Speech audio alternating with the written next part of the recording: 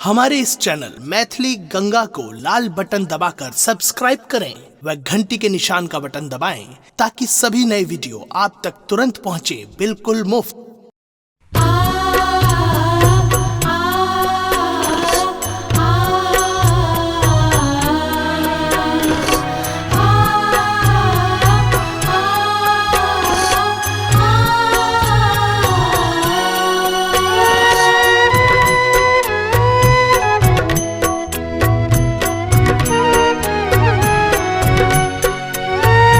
अपने सुन रहल छी गंगा कैसेट की प्रस्तुति। कोना लिखलौं मैया हमर कपारियै माँ हमर कपारियै बीततै कोना क मैया हमर दिन पहाड़े बीततै कोना क मैया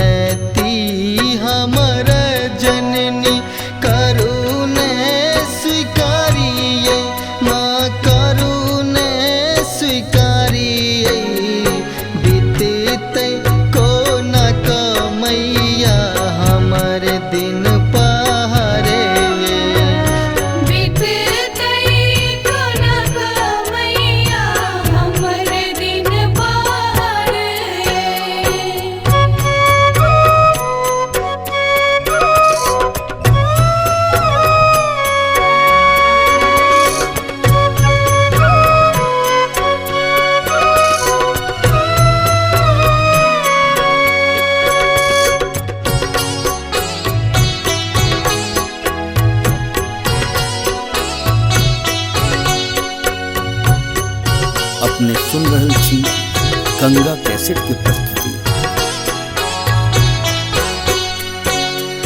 पूत कपूत सुनलियै है मैया, सुनलियै है मैया, मानई होइ छै कठोर, मानई होइ छै कठोर। कानैया अमित माँ शरण में आके, माँ ये शरण